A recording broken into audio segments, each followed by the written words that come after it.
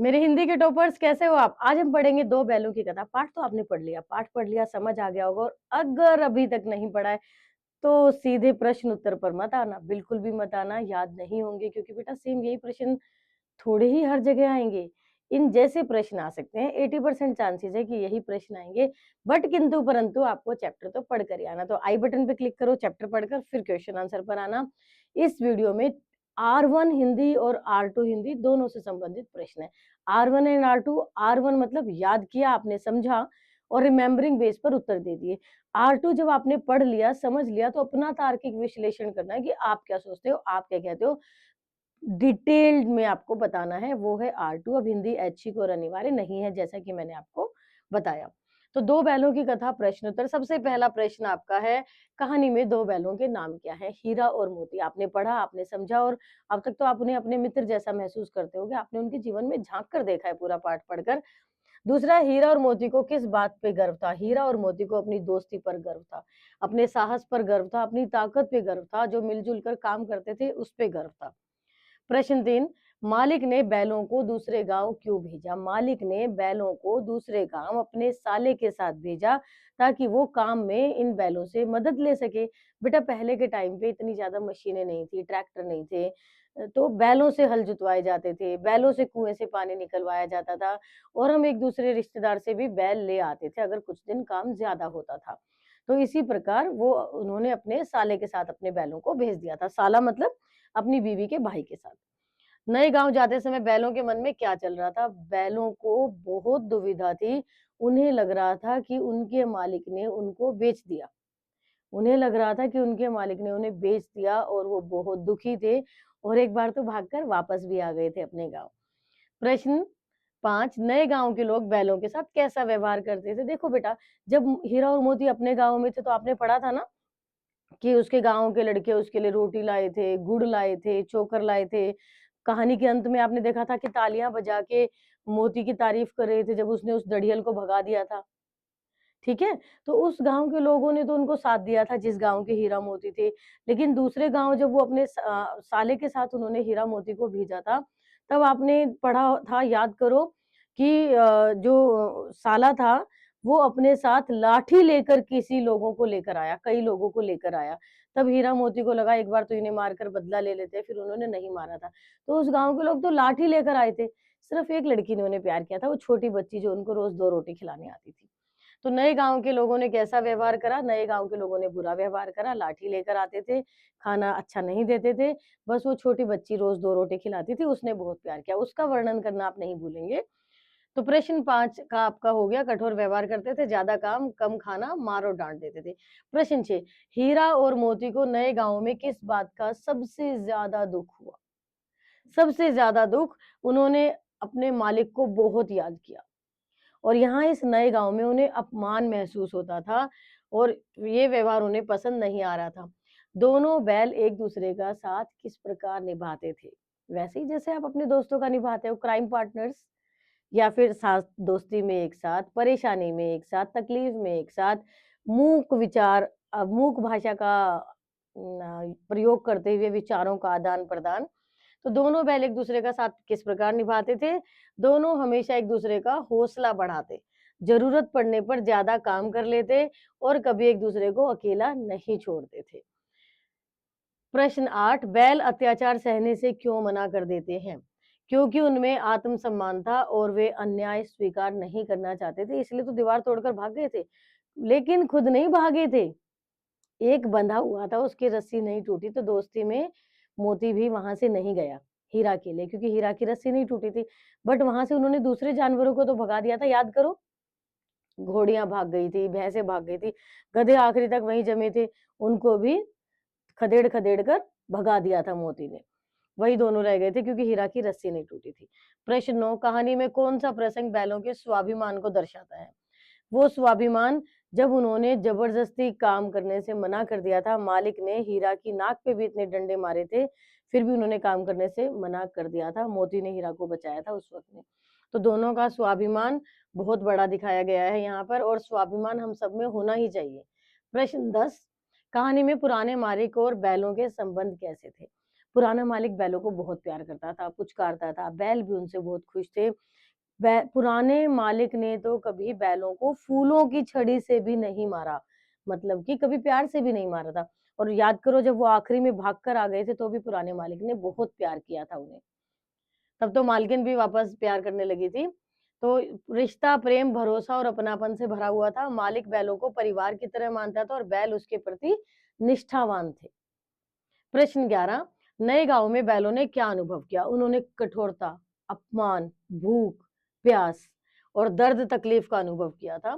प्रश्न 12, हीरा और मोती नए गांव से वापस लौटना क्यों चाहते थे? क्योंकि उन्हें अपने पुराने मालिक की याद आती थी, क्योंकि उनके लिए उनका वही घर था, क्योंकि वो नई जगह पर गलत भेज दिए थे, वो इस नई जगह पर गया के घर पर नहीं रहना चाहते थे। उन्हें वहां का व्यवहार अच्छा नहीं लगा और वे अपने पुराने मालिक की याद में लौटना चाहते थे। प्रश्न 13, कहानी में बैलों का चरित्र चित्रण करो। चरित्र चित्रण मतलब वो अच्छे मित्र थे, एक दूसरे का सहयोग करते थे, ताकतवर थे, दीवार भी तोड़ दी थी, एक दूसरे को मुसीबत में नहीं छोड़ते थे। अगर हीरा की रस्सी नहीं टूटी थी तो मोती भी नहीं भागा, मोती भी वहीं रुका रहा। तो वे मेहनती, साहसी और आत्मसम्मानी थे, उनमें गहरी दोस्ती थी, वे निष्ठावान और भावुक थे, वे अन्याय के सामने झुकते नहीं बल्कि प्रतिरोध करते हैं। तो पॉइंटर्स में नहीं देना बेटा, पैराग्राफ में ही देना है अपने। पॉइंटर्स इसलिए लिख दिए ताकि आपको याद रह जाए।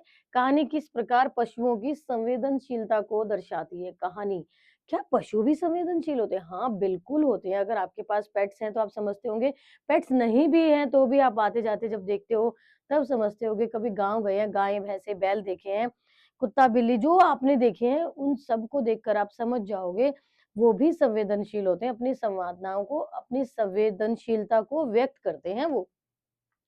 कहानी से स्पष्ट है कि पशुओं में भी भावनाएं, अपने मालिक के प्रति लगाव, दर्द और सम्मान का अनुभव तथा अन्याय के प्रति प्रतिक्रिया होती है, रिएक्ट करते हैं वो भी। प्रश्न 15, कहानी का मुख्य संदेश क्या है? कहानी सिखाती है कि हर प्राणी में आत्मसम्मान होता है, हर प्राणी में आत्मसम्मान होता है, संवेदनशीलता होती है, प्रेम और मानवीयता सबसे महत्वपूर्ण होती है, मानवीय व्यवहार सबसे महत्वपूर्ण होता है। अन्याय का डटकर विरोध करना चाहिए, अन्याय के आगे हार नहीं माननी चाहिए। एक न एक दिन तो जो जीत आपकी जरूर होगी। प्रश्न 16, नए गांव में मिलने वाले व्यवहार से बैलों का स्वभाव कैसे बदलता है? नए गांव में मिलने वाले व्यवहार से बैलों का स्वभाव कैसे बदला? उनमें विद्रोह की भावना जागी। अभी तक तो उन्हें पता ही नहीं था कि विद्रोह क्या होता है। उनका पुराना मालिक कितना प्यार करता था। वे समझ जाते हैं कि दया और सम्मान ही नहीं, सम्मान ही संबंधों की नींव है। उन्हें पता चल जाता है अगर कोई हमसे दया दिखाएगा, सम्मान दिखाएगा, तो ही हमारे उनसे संबंध अच्छे रहेंगे। पर किंतु परंतु अगर कोई हमसे हमारा अपमान करेगा तो हमारे संबंध अच्छे नहीं रहेंगे। उस वक्त हम अपमान नहीं सहेंगे, हम आवाज उठाएंगे, हम विद्रोह करेंगे। तो ये भावना जागी थी हीरा और मोती में। प्रश्न 17, हीरा और मोती के स्वभाव में क्या अंतर है? हीरा बहुत शांत, सहनशील था, मोती थोड़ा गुस्से वाला था, विद्रोही था। तो हीरा अधिक शांत और सहनशील है, मोती थोड़ा उग्र, तत्काल प्रतिक्रिया देने वाला है। पर दोनों में गहरी दोस्ती और समान आत्मसम्मान है, दोनों में दोस्ती बहुत है और दोनों में समान आत्मसम्मान है। आत्मसम्मान क्या होता है? Self respect. प्रश्न 18, कहानी का शीर्षक दो बैलों की कथा क्यों उपयुक्त है? क्योंकि पूरी कहानी ही इन दो बैलों पर टिकी है। दो बैल कौन? हीरा और मोती। तो पूरी कहानी इन्हीं दो पर टिकी है, इसलिए कहानी का उपयुक्त शीर्षक यही है। प्रश्न ऐसे भी आ सकता है कि कोई और शीर्षक सुझाओ, तो दोस्ती की मिसाल या मालिक के प्रति लगाव, जो भी आप देना चाहें, जो भी आपको ठीक लगे। पेपर में छोड़कर मत आ जाना कि ये कैसे हो सकता है। जो आप सुझाव देंगे हमें मान्य होता है, हम टीचर्स को, लेकिन संबंधित होना चाहिए, रिलेटेड होना चाहिए। अब सवाल था कहानी का शीर्षक दो बैलों की कथा क्यों उपयुक्त है? क्योंकि कहानी पूरी तरह हीरा और मोती के अनुभव, संघर्ष, स्वाभिमान और दोस्ती, अनुभव, संघर्ष, स्वाभिमान और दोस्ती पर आधारित है। प्रश्न 19, नए गांव के लोग बैलों का सम्मान क्यों नहीं करते हैं? क्योंकि बैल उनका कहना ही नहीं मान रहे थे। और बैल कहना क्यों नहीं मान रहे थे? क्योंकि उनका अपमान हो रहा था। नए गांव के लोग तो उन्हें सिर्फ काम कराने के पर्पज से लेके गए थे। उनका उद्देश्य था कि बैल ले आओ और काम करा लो। तो जानवरों को भी प्यार चाहिए होता है, उन्हें भी लगाव चाहिए होता है, इसलिए वो कहना नहीं मान रहे थे। क्योंकि वे बैलों को केवल काम करने का साधन मानते थे, उनकी भावनाओं और मेहनत की कद्र नहीं करते थे। प्रश्न 20, कहानी में बैलों का संघर्ष किस रूप में सामने आता है? तो बैलों ने संघर्ष कब किया बेटा? ये देखो बहुत जरूरी है। अन्याय के खिलाफ खड़े रहे वो, उन्होंने अपमान नहीं सहा, उन्होंने विद्रोह किया, तो जबरदस्ती काम से इनकार कर दिया, उन्हें स्वतंत्रता की चाह थी इसलिए वहां घर से भाग गए, फिर दीवार तोड़कर भी जाने की पूरी कोशिश की, और तीसरे जब वो किसके साथ थे, जब उन्हें वो दाढ़ी वाला दड़ियल लेके जा रहा था, वहां से भी भाग गए और उसका डटकर सामना भी किया, उसे गांव से बाहर तक खदेड़ कर आया था मोती। स्वतंत्रता की चाह, एक दूसरे का साथ देकर संघर्ष करना। तो R1 मैंने आपको क्या बताया बेटा? स्मरण, रिमेम्बरिंग बेस्ड क्वेश्चन, और हिंदी R2 में समझ और विश्लेषण क्वेश्चन है। तो R1 के क्वेश्चन मैंने अभी आपको समझाए। अब R2 में प्रश्न कैसे आ सकते हैं? हीरा और मोती नए गांव में हुए अन्याय को सहन क्यों नहीं कर पाए? अगर आप उनकी जगह होते तो क्या करते? फिर आपको एक बार तो हीरा मोती का बताना है, फिर अपना बताना है कि मैं ऐसे करता, मैं ये करता। फिर बता रही हूँ, घबराने की जरूरत नहीं होती है, जो आप बताएंगे हमें मंजूर है, बट पाठ से संबंधित होना चाहिए और मात्राओं की गलतियां नहीं होनी चाहिए। तो क्योंकि नए गांव में उन पर अत्यधिक बोझ डाला जाता था, भोजन कम मिलता था और व्यवहार अपमानजनक था, उनके भीतर आत्मसम्मान की गहरी भावना थी, इसलिए उन्होंने अन्याय स्वीकार नहीं किया। कहानी में दो बैलों की मित्रता कैसे उनके निर्णयों को प्रभावित करती है? बताना कि दोनों ने रस्सी तोड़ी, भाग निकले उनके साले के घर से, दोनों ने दीवार तोड़ने के लिए प्रयास किया, एक ने मना भी किया, फिर दूसरे ने भी खुलकर साथ दिया। तो वो दोस्ती आपको बतानी है। और एक बार जब खेत में फंस गया था, मोती खेत में फंस गया था, तो हीरा तो भाग निकला था लेकिन वापस आया था मोती को बचाने। तो वो सारे उदाहरण आपको बताने हैं। दोनों बैल हर स्थिति में एक दूसरे का साथ देते हैं, कठिन परिस्थितियों में भी वो एक दूसरे को हिम्मत देते हैं और कभी अलग नहीं होते। यही मित्रता उन्हें अन्याय के विरुद्ध खड़े होने की शक्ति देती है। पुराने मालिक से बैलों का संबंध कहानी के आधार पर कैसा है? पुराना मालिक तो बहुत प्यार करता था, कभी फूलों की छड़ी से भी नहीं मारा था। तो कौन से मानवीय मूल्यों को उजागर करता है? पुराना मालिक बैलों को परिवार की तरह मानता था, उनके प्रति प्रेम, सम्मान और देखभाल दिखाता था। इससे कहानी में दया, सहानुभूति और अपनापन, अपनत्व जैसे मूल्य आते हैं। दया, सहानुभूति और अपनत्व जैसे मूल्य दर्शाए जाते हैं कहानी में। पुराने मालिक का इन दोनों बैलों के साथ कैसा व्यवहार था, उससे आपने सीखा। प्रश्न 4, लेखक ने बैलों को विचार और भाषा की क्षमता क्यों दी है? इससे कहानी पर क्या प्रभाव पड़ता है? लेखक ने बैलों को विचार और भाषा की क्षमता दी है, इससे हम जानवरों की संवेदनाओं को समझ सकते हैं, जानवरों की भावनाओं को समझ सकते हैं। अगर आप जानवरों के प्रति दया नहीं रखते हो तो आप दया रखनी सीख जाओगे।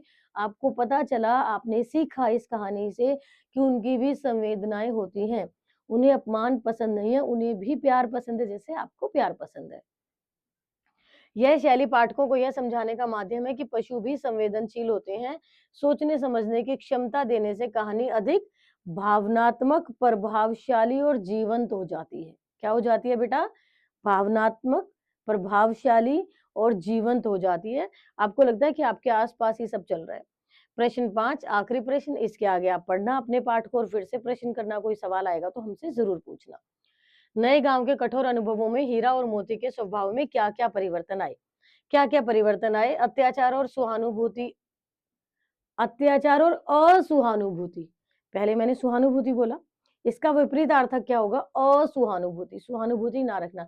तो नए गांव में उन्हें असहानुभूति मिला था, तो अत्याचार और असहानुभूति में उन्हें क्या हो गए? वो दुखी हो गए, क्रोधित हो गए, आवाज उठाने वाले विद्रोही हो गए। लेकिन इन परिस्थितियों में भी उन्होंने साहस और आत्मसम्मान को नहीं छोड़ा, गिव अप नहीं किया उन्होंने, जिससे वे अन्याय के सामने झुकने से बिल्कुल इनकार कर देते हैं। तो यहाँ मैंने आपको पूरा पाठ पढ़ा दिया, प्रश्न उत्तर का तरीका बता दिया, और टीचर्स आपसे भी रिक्वेस्ट है कि R1 R2 का ध्यान रखते हुए प्रश्न बनाएं। और आप सभी को मेरी तरफ से बहुत बहुत शुभकामनाएं। एक चैप्टर आपका पूरा हो गया, अगली क्लास में हम पढ़ेंगे चैप्टर 2, अगला पाठ, पाठ 2, और फिर हम साथ साथ करेंगे व्याकरण जैसे हमने इस पाठ में किया था।